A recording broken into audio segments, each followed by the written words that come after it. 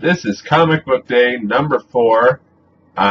Thanks to everyone who watched the free Comic Book Day episode of Comic Book Day. I kind of didn't announce that at all. I just did it randomly. So thanks to everyone who watched it right after the other one. This week, I'm Joe, by the way. I guess I should say that. You guys probably know that already, though. This week is a small week for me. There wasn't a lot of comics that I bought, so I'll just get right into it.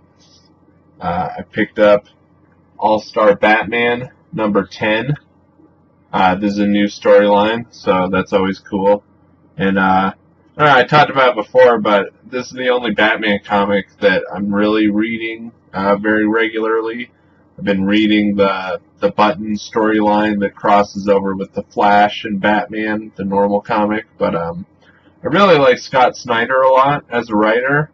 I like his Batman a lot. He's done kind of some weird things.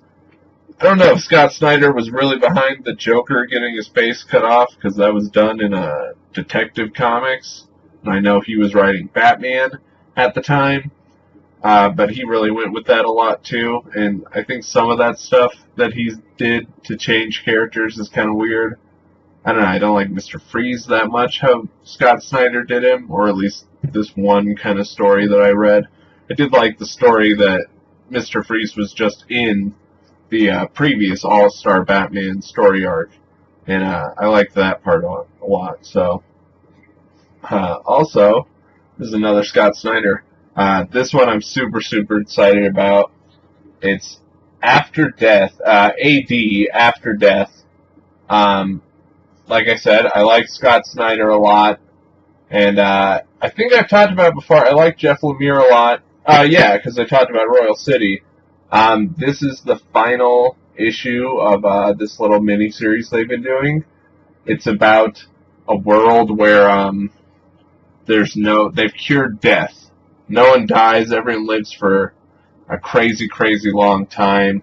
I'll show you some of the artwork in here because it's really good. Alright, so I'll open it up here, but I gotta be honest, I try to be really careful with this comic. I really like this series a lot. I think it's something, way different than a lot of other comics have had. And yeah, there's all kinds of... There's art everywhere in it. There's writing all over on it.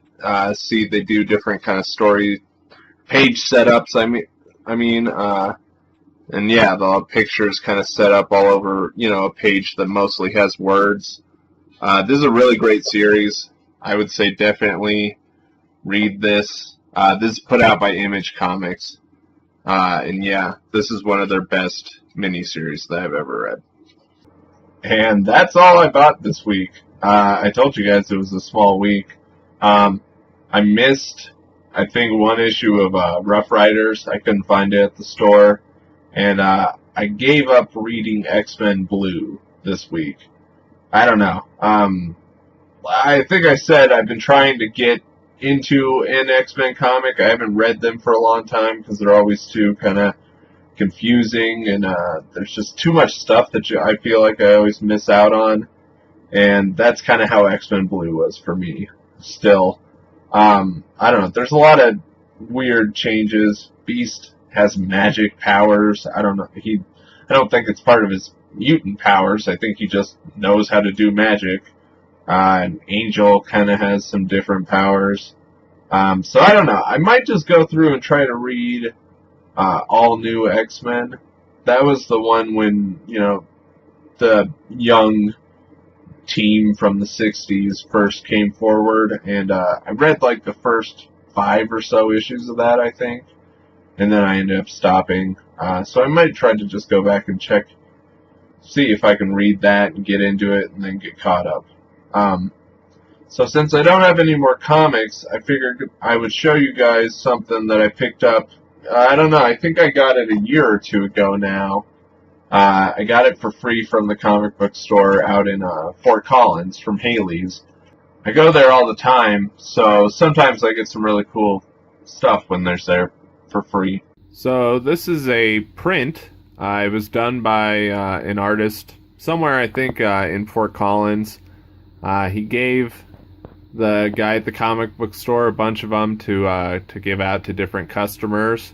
He also made like a couple of shirts that they were selling at the comic book store, and I know a couple of the prints that they had were like of the same kind of weird logo that was on the shirt.